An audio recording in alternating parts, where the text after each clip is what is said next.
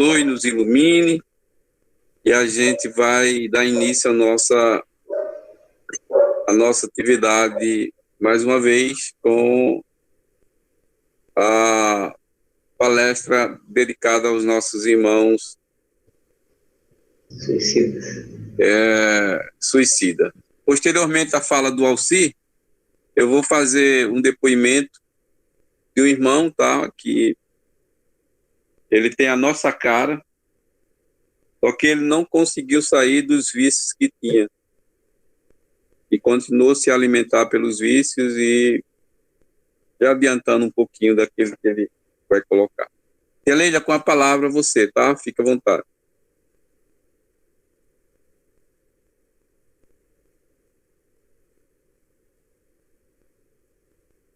Após a palavra da tia Leila, a gente faz um Pai Nosso e dá início com a palestra do nosso irmão Alci. Deus nos abençoe. Amém. O evangelho de hoje caiu aqui no capítulo 16, e é a utilidade providencial da fortuna, provas da riqueza e da miséria. Se a riqueza devesse ser um obstáculo absoluto à salvação daqueles que a possuem, assim como se poderia inferir de certas palavras de Jesus interpretadas segundo a letra e não segundo o espírito, Deus que a dispensa teria colocado nas mãos de alguns um instrumento de perdição sem recursos, pensamento que repugna a razão. A riqueza, sem dúvida, é uma prova muito difícil, mais perigosa que a miséria pelos seus afastamentos, as tentações que dá e a fascinação que exerce.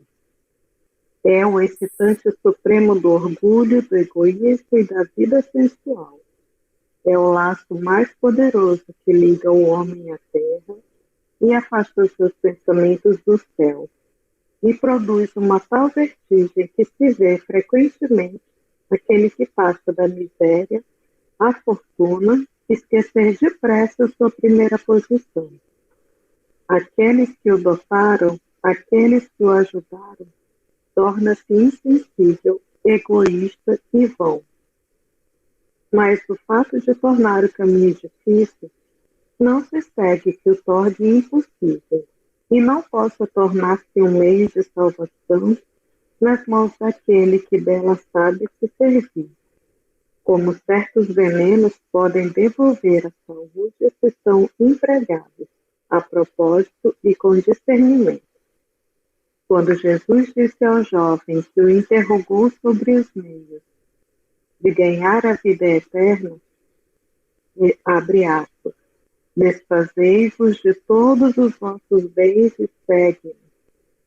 Ele não entendia estabelecer como princípio absoluto que cada um deva se despojar daquilo que possui, e que a salvação só tem esse preço, mas mostrar que o apego aos bens terrestres é um obstáculo à salvação. Esse jovem, com efeito, se acreditava quite porque tinha observado certos mandamentos, e todavia recua ante a ideia de abandonar os seus bens.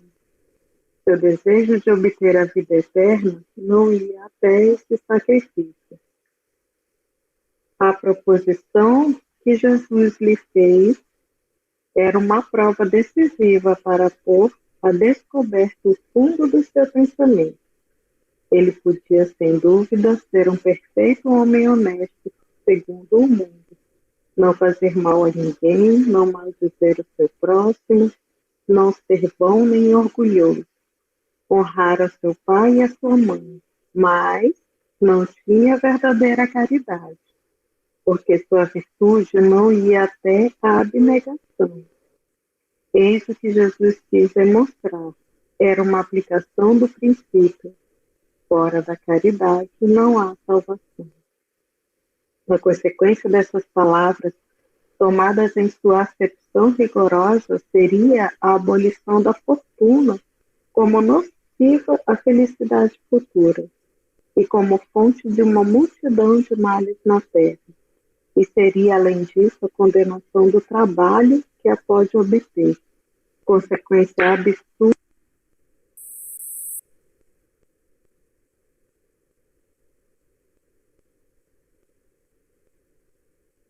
Desligou o teu som, tia Leila.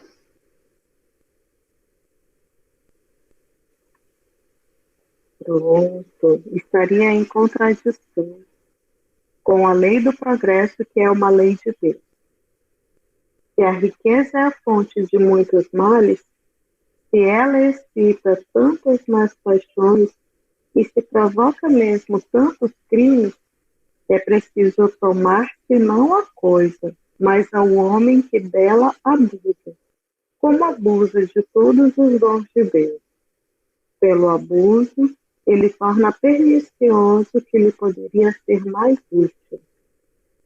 É a consequência do estado de inferioridade do mundo terrestre. Se a riqueza não devesse produzir senão o mal, Deus não a teria colocado sobre a terra. Cabe ao homem dela extrair o bem. Se ela não é um elemento direto do progresso moral, é, sem contradito, um poderoso elemento de progresso intelectual. Com efeito, o homem tem por missão trabalhar pelo aprimoramento material do globo. Deve desbravá-lo, saneá-lo, dispô-lo para receber um dia toda a população que a sua extensão comporta. Para alimentar essa população que cresce sem cessar, é preciso aumentar a produção. E se a produção de uma região é insuficiente, será preciso ir procurá-la fora. Por isso mesmo, as relações de povo a povo tornam-se uma necessidade. Para as tornar mais fáceis, é preciso destruir os obstáculos materiais que as separam, tornar as comunicações mais rápidas. Para esses trabalhos, que são a obra dos séculos, o homem deve tirar materiais até das entranhas da terra. Procurou na ciência os meios de executá-los mais segura e rapidamente, mas para realizá-los lhe foram preciosos recursos e a necessidade fez criar a riqueza, como o fez descobrir a ciência. A atividade necessitada por esses mesmos trabalhos aumenta e desenvolve a sua inteligência.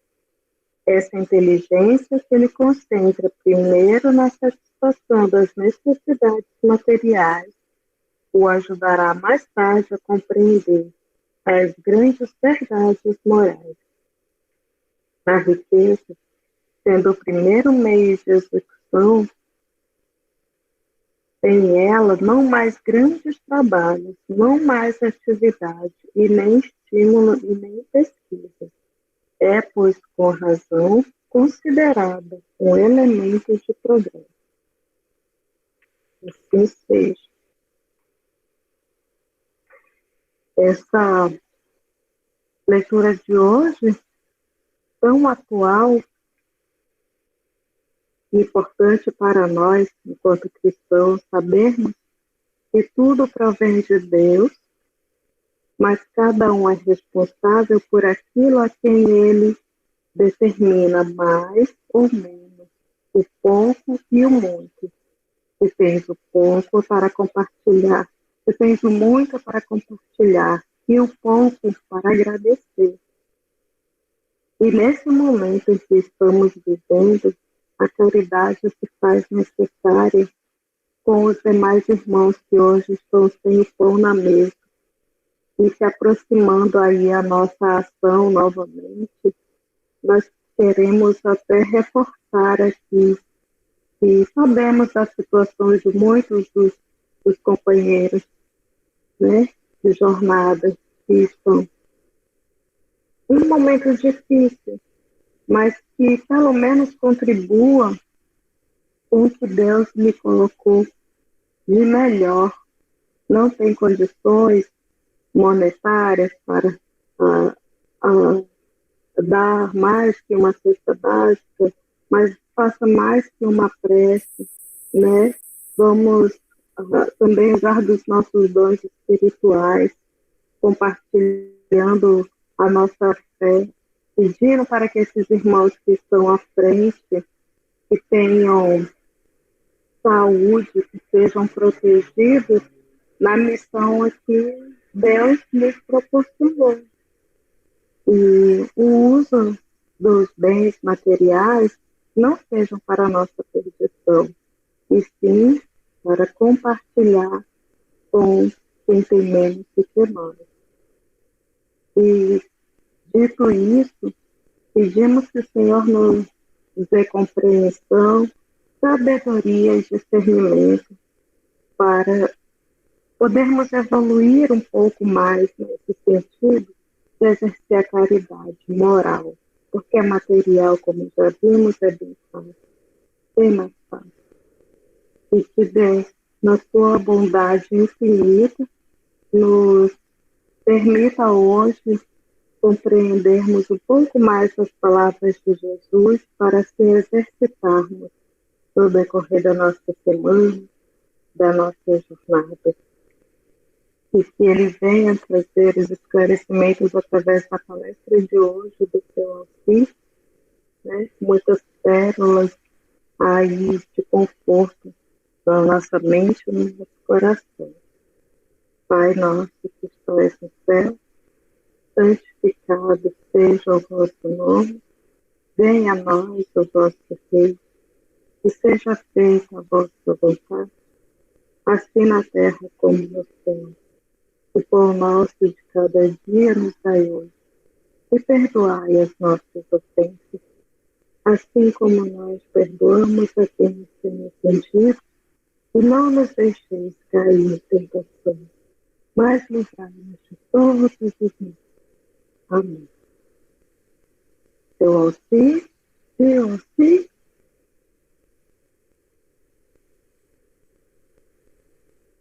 Uma boa noite a todos. Boa noite. Que a paz de Deus, de Jesus, esteja em todos os corações desse grupo maravilhoso, né? Hoje eu tenho aqui uma missãozinha, que eu não vou dizer que eu vou fazer uma live, não é uma palestra, nós vamos bater um papo, né? Eu acho que é bem gostoso o assunto da segunda-feira, um assunto assim, bem profundo, né? Que vai trazer bastante conhecimento para nós, embora nós já temos alguns conhecimentos no nosso grupo, porque nós já ouvimos muitas palestras, né? Sobre o tema que é o suicídio, né? Sobre os irmãos suicidas, aqueles que tiveram a infelicidade, tá? De trazer graves problemas para a sua alma, para o seu espírito, através de atitudes não pensadas, né? Mal pensadas. E nós, como espírita, nós devemos agradecer a Deus, a Jesus, né? Sempre, constantemente, todo momento, por sermos espírita, por conhecermos alguma coisa sobre a doutrina, porque nós temos esse conhecimento, né? Nós já temos uma noção da espiritualidade, nós sabemos como é essa espiritualidade, nós já temos assim, uma evangelização dentro de nós, nós já estudamos um pouquinho os ensinamentos de Cristo, né? De Jesus, nós já conhecemos alguma coisa, embora nós ainda somos muito, vamos dizer assim, inferior ainda. Muitas coisas que nós aprendemos, nós ainda não utilizamos, mas nós estamos lá caminhando. E às vezes eu fico pensando naqueles irmãos, coitados, né, que não tem nenhuma noção do Evangelho de Jesus, não tem nenhuma igreja. Às vezes, quando tem uma igreja, tem mais que não traz essa alfabetização cristã profunda, aquela realmente deixada por Jesus, né? E que muitas vezes, quando nós vamos analisar esse tipo de situação, nós percebemos que essa situação ocorre principalmente entre esses irmãos que não têm assim, um conhecimento evangélico, e se tem um conhecimento distorcido, né? Nós agradecemos a Deus porque nós sabemos, né, aquilo que nós precisamos entender no nosso dia a dia, para que toda a humanidade começar a entender que Deus é bom, que Deus é justo, né? Que Deus é o caminho, que Jesus é Pode sentar aí. A Luzia chegou agora aqui do meu lado. Põe um ventilador no chão. Né? Começar a entender, né? Vamos ver que essa questão do CID ela vai diminuir muito, talvez até terminar. Lógico que a tendência é chegar ao momento que nós não vamos ter mais essa situação no nosso planeta. Embora ainda estamos bem distante, bastante distante disso, né? Na hora que nós entendemos que nós somos seres eternos, que nós não morremos, pode deixar no começo, que nós não morremos, né? Que o que morre é só o corpo físico, que nós somos espírito que sobrevive a todas as intempéries, todas as situações, que nós jamais conseguiríamos, né, exterminar conosco mesmo, né? Aí nós vemos assim que a hora que nós entendemos que a hora que nós desencarnarmos, vamos para algum lugar. Onde é esse lugar que nós vamos? Nós aprendemos, nós já aprendemos que o lugar que nós vamos são os lugares que nós gostamos. Nós vamos exatamente para aquele lugar que nós gostamos hoje. Que nós temos, eu gosto disso, eu adoro isso, eu quero aquilo. Quando nós desencarnarmos, nós vamos estar com isso dentro de nós. Ah, porque eu gostaria de ir para tal lugar, assim, você talvez, por merecimento, você até pode ir para um lugar desse. Mas você não vai acostumar ali, porque você não gosta daquilo ali, você só fez uma exigência de ir para tal lugar. Mas a hora que você sentir que dentro de você, né, aquilo que nós gostamos, aquilo que nós queremos, é o que nós vamos ter depois que nós deixarmos nosso corpo espiritual. É para onde nós vamos nos meios dessas pessoas que pensam como nós, né? E nós vemos também que o Espiritismo ele vai nos esclarecer, né, que o Espírito habitará as regiões espirituais de acordo com o seu grau de adiantamento e afinidade espiritual. Nós vamos exatamente para aqueles lugares onde nós temos afinidade. Nós vamos estar no meio de pessoas que nós temos afinidade. Ah, mas o espírito sofredor, ele está lá no umbral, no meio de espírito também sofredores. Havia afinidade dele. A sua grande maioria, eu diria mais de 99% das pessoas que estão nessas regiões estão ali por uma atração. Eles não foram pegos, jogados ali naquela situação, ou por Deus, ou por Jesus, ou por seus mentores. Eles foram atraídos para ali. Eles foram levados, uma coisa natural. Né? E nós vemos aqui que nós vamos habitar as regiões espirituais de acordo com o nosso grau de adiantamento e afinidade espiritual. E nós vemos que nós, espíritos humanos, nós reencarnados, né? Nós reencarnados, somos formados por um complexo constituído de espírito, perispírito e corpo. Como entender o que é o espírito, perispírito e corpo? Como que isso acontece? Vamos imaginar, o perispírito é aquela parte nossa, aquela essência que liga o espírito à matéria. Vamos imaginar assim, rudimentarmente, que o perispírito é o parafuso, né? Que chega ali, prende o corpo ao espírito, tá? E quando nós, tá? Estamos ali presos, que é o espírito, o que é o envoltório sutil, que é aquele envoltório que nos une, né? Que é formado, que é sutil e perene da alma, que possibilita a sua interação com os meios espirituais e físicos. Ele é que dá essas condições para nós. E não esqueçamos que esse perispírito ele pode ser também encarado, ele pode ser visto como um gravador. Tudo que fazemos, tudo que pensamos, tudo que agimos, todos vírgula por vírgula fica ali gravado nesse parafuso, nessa chave que é o perispírito, né? Que tudo que nós fazemos, né? Esse perispírito ele vai sofrer um impacto gerado no corpo físico e vice-versa. Se nós fazemos um mal para o nosso corpo, o perispírito ele vai ter aquele impacto daquele mal, ele vai absorver, ele vai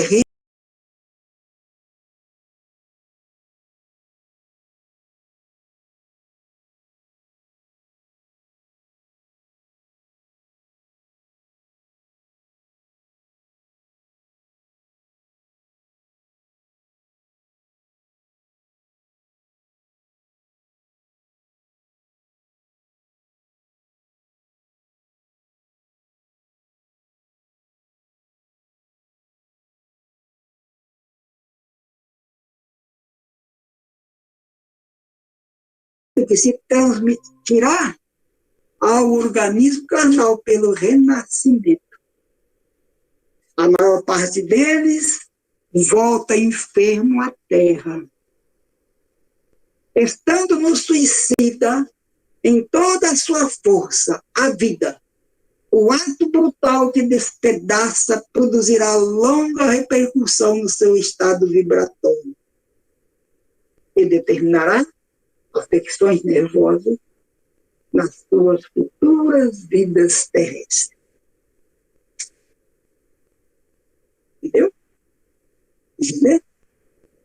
Eu tenho um problema de garganta que eu nunca vou no médico, o médico não acha um problema, é um problema sério, né? E desde criança eu não consigo resolver, ou às vezes até o médico consegue localizar o problema, uma inflamação, mas não consegue resolver. Isso geralmente é o trauma de um suicídio no passado. O enforcamento, problema de audição, muitas vezes até de mentalidade, tem, né, fraco mentalmente, a pessoa com problemas sérios, né? Geralmente foi um suicídio onde a pessoa deu um tiro na cabeça, estourou sua cabeça, e trouxe, já que o perispírito registrou aquilo, agora precisa ser depurado, precisa ser tirado, precisa ser lavado, né? Como o Flávio fala, tem que pegar o espírito e chacoalhar assim para jogar sujeira fora, para que essa sujeira saia e nós possamos continuar limpinho. E quando nós reencarnamos, nós trazemos tudo isso conosco. Não só quando se fala de suicídio, quando fala de coisas erradas que nós fazemos. Como Jesus dizia, quem pela espada fere, pela espada será punido.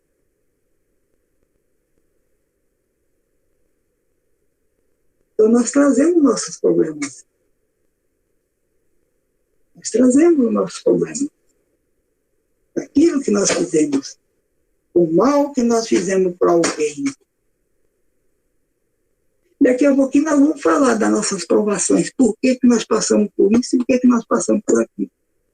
Então, no Céu e Inferno, capítulo 1, segunda parte, item 11 e 12, para quem tiver curiosidade, ir lá no Céu e Inferno, tá?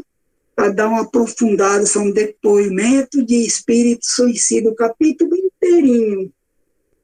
Os espíritos que se suicidaram vieram até Kardec nas suas reuniões e contar a sua história de sofrimento, que se passaram depois do fato ocorrido.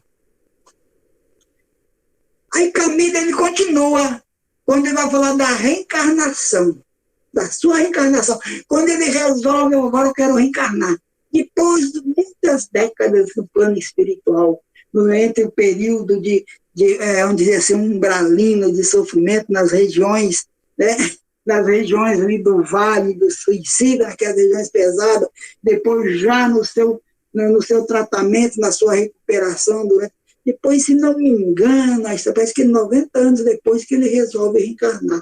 Eu não tenho muita certeza quanto ao tempo, eu sei que foi muito tempo no plano espiritual. Aí ele diz, tomei a resolução inadiável. Seguirei amanhã para o departamento de reencarnação. Nós já fizemos isso, nós já fomos lá nesse departamento de reencarnação. A caminho do recolhimento para tratar do esboço corporal físico terreno, cuidando de pesquisas para um ambiente mais propício ao renascimento reparador. E eu vou reencarnar. Eu resolvi, eu vou lá no departamento de reencarnação, quero combinar com o pessoal para ver como que vai ser. Eu quero escolher minhas provações, eu quero fazer meu projeto de vida. Eu quero reparar o meu erro, tá? Eu quero um renascimento reparador. Ele continua, consultei todas as autoridades da colônia afetas ao meu caso, e foram unânimes em me reanimar para o indispensável e proveitoso sertão. Desejei levantar eu mesmo, o programa para minha tarefa de reajustamento, as leis infringidas pelo suicida, pois que possui lucidez suficiente para tomar responsabilidade de tal vulto. Ele já tinha chegado num patamar, ele já tinha a certeza, a lucidez suficiente do que ele queria para ele. Tipo de reencarnação que ele queria reparar o seu erro, o seu grande erro que ele cometeu, né?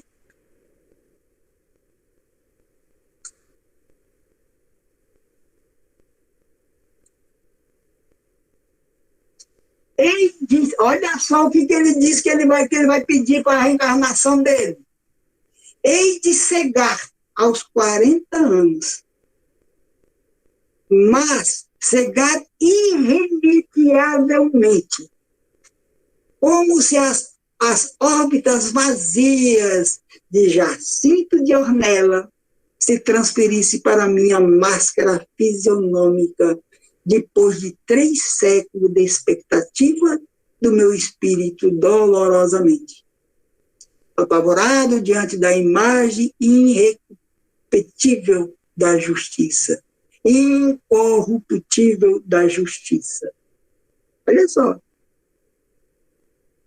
E realmente ele reencarna para passar exatamente por esses problemas. Agora, quando nós temos uma dorzinha, que nós temos problemas, o que eu fiz para ele, meu Deus do céu? Eu frequento a casa espírita, eu sou médio, ajudo tanta gente, continuo sofrendo, meu Deus. Vocês estão vendo só por quê? E nós escolhemos. A maioria das nossas aprovações nós escolhemos. Aquela aprovação imposta são para poucas pessoas, vocês sabiam? Porque nós, espíritas, que hoje nós somos espíritas nessa encarnação, é porque nós já trazemos de outras vidas, tá? Uma evangelização, uma doutrinação espiritual, nós já temos conhecimento de outras vidas, do plano espiritual, da vida espiritual, das leis de Jesus, nós já éramos cristãos de uma maneira ou de outra, e infringimos a lei. Mas então, acho que eu não infringi tanta vez, não, porque meu sofrimento em relação aos outros é tão pequeno, não, você está só se preparando, tá? Criando força para a próxima reencarnação, você vir para pagar suas dívidas, bem gostosas. Você não, nós, né? Tem mania de falar dos outros, vocês, né? Me esquece de nós, eu também, né? Nós somos filhos, né? Por exemplo, nós somos filhos. Quem queria, né? Tu tem uma parada cardíaca aí do nada, como morreu, quase desencarnou. Morreu, ficou quase 30 minutos morto, depois voltou. Isso aí foi eu até esqueço o nome do pessoal dá isso aí, uma moratória. Moratória nada, é dívida mesmo, sabia? É dívida para pagar, eu não tinha pago minhas dívidas. Quando eu cheguei lá, eu falei, meu Deus do céu, tem muita coisa, deixa eu voltar. Deixa eu voltar, que eu quero continuar meu trabalho, nem que seja mais tímido, mas eu quero continuar meu trabalho. Eu tive oportunidade. Como muita gente tem essa oportunidade de voltar numa situação dessa, né? Já com uma certa consciência. Pô, beleza, agora eu estou bem, agora acalmou. Aí, de repente, surge aí um câncer do nada, né? Mas como que tu descobriu isso? Eu não descobri, Deus não mostrou para mim. Eu senti uma dor aqui e lembrei de um amigo nosso que desencarnou com câncer, que quando eu estava na Casa Verde, trabalhando ali na Casa Verde, ele chegava assim, tá com a dor aqui assim, rapaz, não sei o que é, acho que é fome. Aí quando ele foi descobrir, era câncer, já era tarde. Nosso amigo que está lá na sala, a foto dele lá na sala mediúnica, lá em cima, que agora eu não estou lembrando o nome dele, acho que ele não quer que eu fale o nome dele.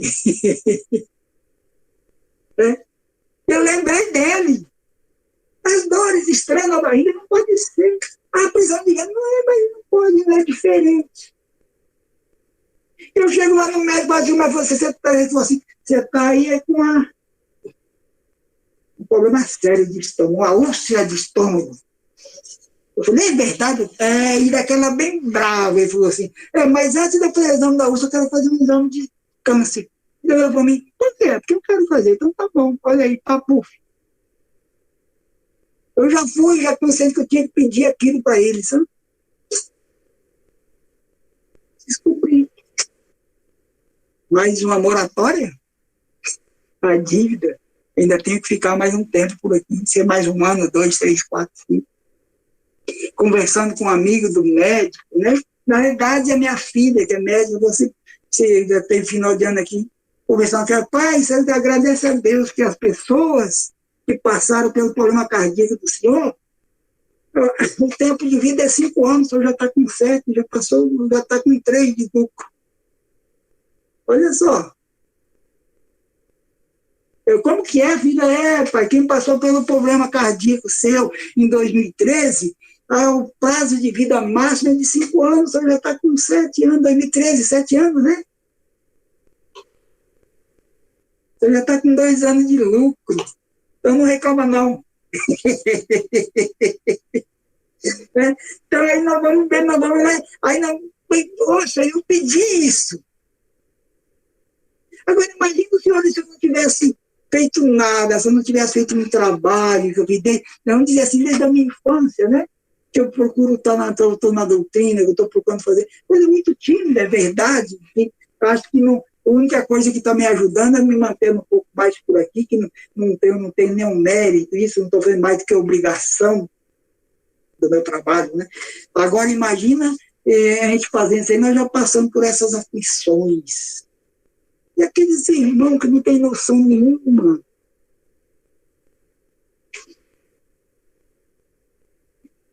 Aí Emmanuel, ele diz, a terra e o semeador, o item 129.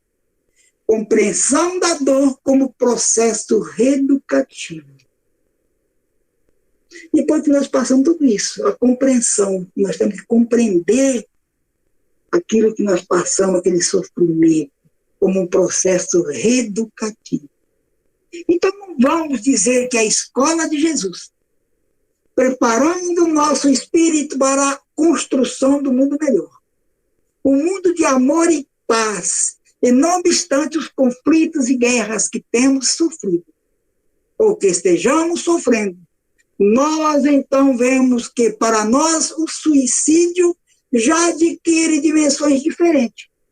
Porque nós somos chamados para valorizar a vida, a compreender o sofrimento como processo educativo e reeducativo de nossa personalidade. Então, o suicídio para nós, os cristãos, é algo de ingratidão para os poderes supremos que regem o nosso destino. Ter a certeza de que a vida continua. No Evangelho segundo o Espiritismo, ainda no capítulo 5, nós vemos ali, o Espírito tem assim vários motivos a contrapor a ideia do suicídio. O espírita tem, assim, vários motivos a contrapor a ideia do suicídio. A certeza de uma vida futura, em que sabe ele, será tanto mais ditoso quanto mais inditoso e resignado haja sido na terra. A certeza de que, abreviando seus dias, chega precisamente o resultado oposto ao que esperava. Que se liberto de um mal para incorrer em um mal pior, mais longo e mais terrível. Allan Kardec, o Evangelho segundo o Espiritismo, capítulo 5. Aí nós dizemos, né? Agora no Evangelho, capítulo 6 do nosso Evangelho. Bem-aventurados os aflitos, que serão consolados. Bem-aventurados os aflitos, que serão consolados. Mas como alguém pode se achar feliz por sofrer se não sabe por que está sofrendo?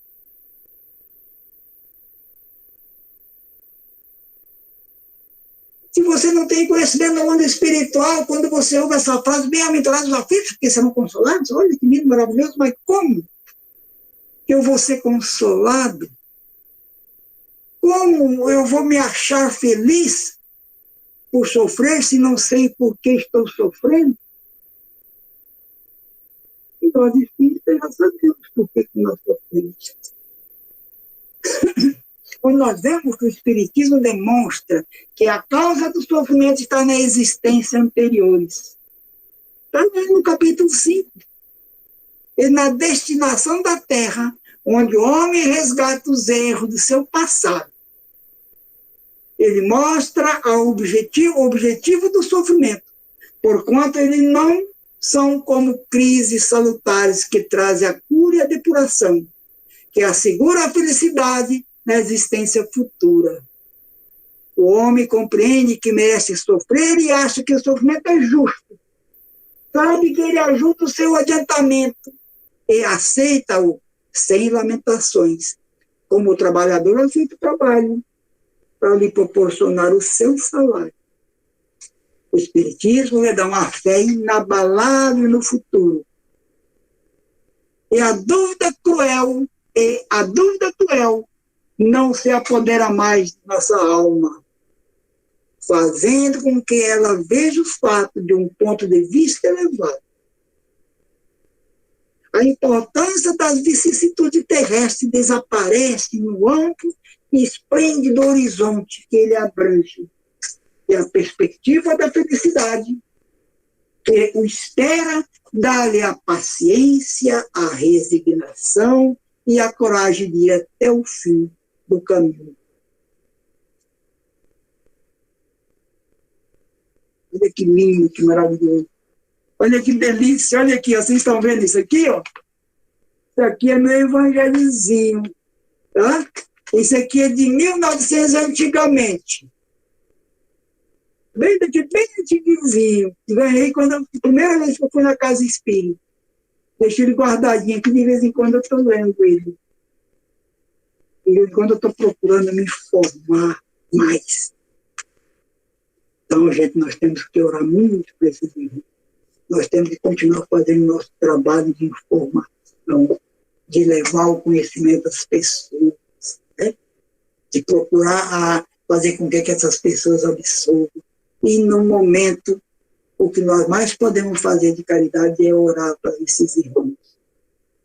Pedir a Deus, a Jesus, que continue abençoando a todos. Que esses irmãos comecem a sentir em sua alma, né?